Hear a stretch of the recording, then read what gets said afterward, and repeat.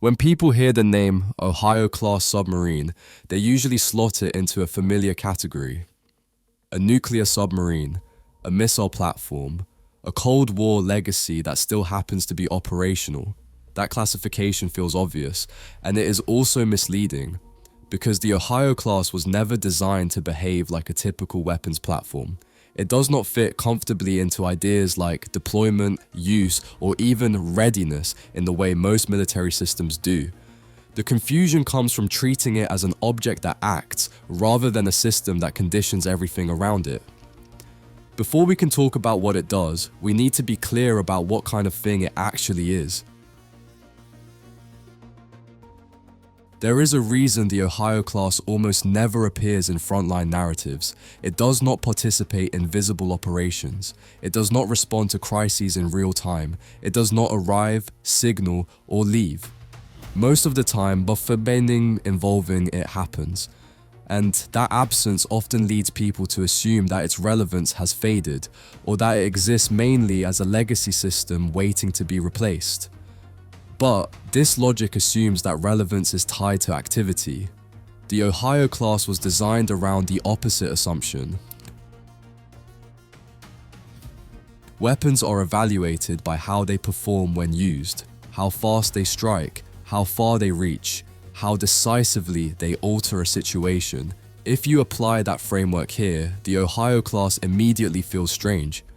It is almost never used, it is never demonstrated in combat, its presence does not escalate or de-escalate visible events. By conventional standards, that looks like underutilization. In reality, it reflects a different design goal entirely. The Ohio class was not built to resolve conflicts. It was built to make certain conflicts structurally irrational before they begin. Most platforms express presence through interaction. Aircraft patrol airspace, ships cross choke points, forces maneuver. The Ohio class expresses presence without interaction. It does not need to be seen, it does not need to be heard, it does not even need to be acknowledged. Its role is to exist in a way that cannot be removed from strategic calculations, even though it never enters the visible decision loop. This is not a side effect of stealth, it is the core function. The Ohio class is often described as hidden or secret. Those words miss the point. Secrecy implies that something could be revealed. Hidden implies that something is deliberately concealed. The Ohio class is neither. Its design assumes that confirmation itself would be destabilizing. Once a system like this is routinely confirmed, tracked, or referenced, it stops doing the job it was built to do. The goal is not to surprise. The goal is to remain unresolved. Readiness usually means the ability to act quickly. For the Ohio class, readiness means the ability to remain continuously present without action. Its patrol model is not episodic, it is not surge-based, it is not reactive. The system assumes that at any given moment, it is reasonable for others to believe that something exists beyond their awareness. That assumption is not activated during crises. It is always on. This changes how time works in strategic planning. Most military systems compress time. They shorten reaction windows. They accelerate decisions. They reward speed. The Ohio class stretches time. Because it cannot be neutralized quickly, it removes incentives for rapid escalation. Because it cannot be confidently located, it denies the idea of a clean opening move. Instead of forcing action, it enforces delay. That delay is not hesitation, it is structure. The Ohio class does not dominate territory, it does not manage airspace, it does not shape daily operations. It stabilizes the background assumptions of the system. It ensures that no strategic plan can ever proceed as if the environment were fully known or fully controllable. And because it never resolves into visible action, its influence persists quietly, without reinforcement. This is why it rarely appears in moments of tension. Silence is not absence here. Silence is confirmation that the system is still intact. At this point, it becomes necessary to clarify one thing. The anonymity of the Ohio class is not a cultural habit, it is not a policy choice layered on top of the platform, and it is not a temporary condition driven by threat levels. It is a structural requirement. The system only functions if its presence cannot be reliably confirmed, not just occasionally, but continuously.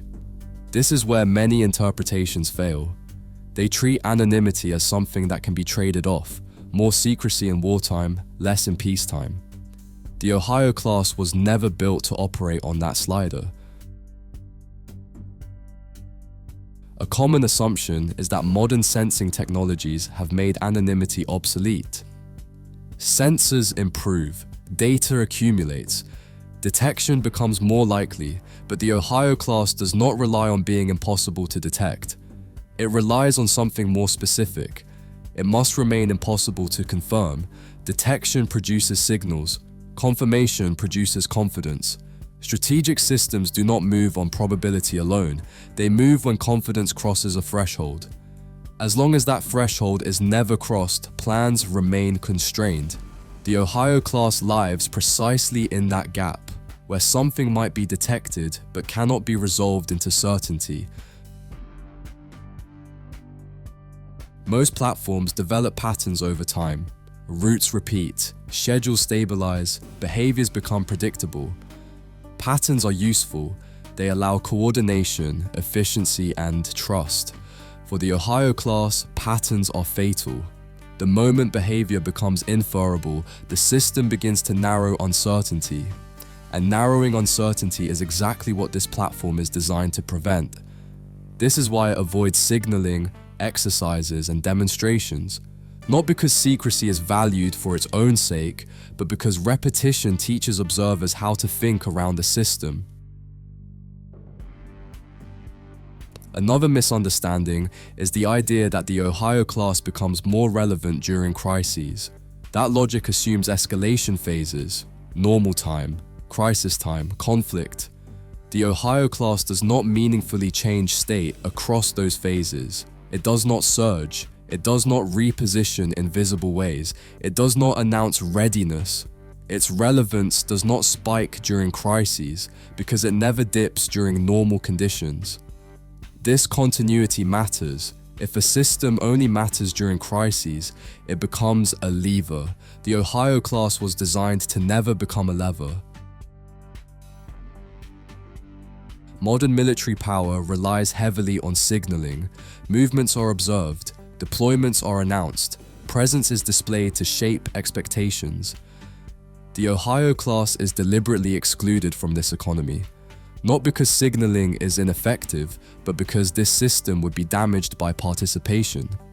Once a platform is used to send messages, it becomes part of the dialogue. And dialogue introduces timing, sequencing, and interpretation. The Ohio class must remain outside that loop. It does not speak. It does not respond. It does not reassure or threaten. It simply exists as an unresolved constant. To understand why anonymity is non-negotiable, it helps to imagine the failure case. Imagine a world where Ohio class patrols are routinely tracked, not guessed, not inferred, but confirmed with confidence. In that world, uncertainty collapses. Strategic planning no longer accounts for the unknown. It accounts for the manageable. Targets become assignable. Timelines become calculable. Escalation becomes schedulable. Nothing dramatic happens immediately. The system does not fail loudly. It erodes quietly, which is exactly how stability is lost.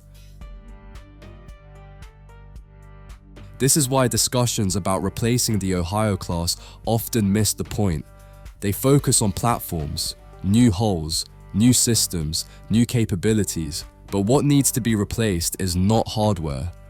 It is a role that requires three conditions at once: continuous presence, minimal observability, resistance to confirmation over time. Few systems can satisfy all three simultaneously, and fewer still can do so without becoming visible by necessity. This is why such platforms are rare, and why they are treated differently inside strategic planning. The Ohio class does not stabilize borders, it does not stabilize alliances, it does not stabilize operational theaters. It stabilizes decision-making itself. It ensures that certain choices never appear clean, that no opening move feels safe, that escalation always carries unresolved consequences. This influence does not show up on maps or timelines. It exists in the space between options. By now, it should be clear that the Ohio class is not interesting because it is a submarine. Its importance does not come from mobility, or firepower, or even survivability in the narrow sense. Those features exist to support something else. The Ohio class matters because it occupies a role that cannot tolerate visibility. It is not meant to act. It is not meant to respond. It is not meant to resolve situations. It is meant to remain. Most forms of power aim toward resolution. A strike ends something, a deployment changes a situation, a signal clarifies intent. The Ohio class does none of these things. It creates a condition that never resolves. As long as it exists in an unconfirmed state, every strategic calculation must include an unanswered question. That question does not demand an immediate answer, it simply refuses to go away. This is a different mode of influence, one that works not by forcing outcomes, but by narrowing the range of outcomes that feel acceptable. There is a common instinct to measure power by activity. If something is not used, it is assumed to be wasted, obsolete, or irrelevant. The Ohio class breaks that instinct. Its effectiveness increases the longer it goes unused. Every year without confirmation reinforces the same assumption that something exists which cannot be neutralized, timed, or bypassed.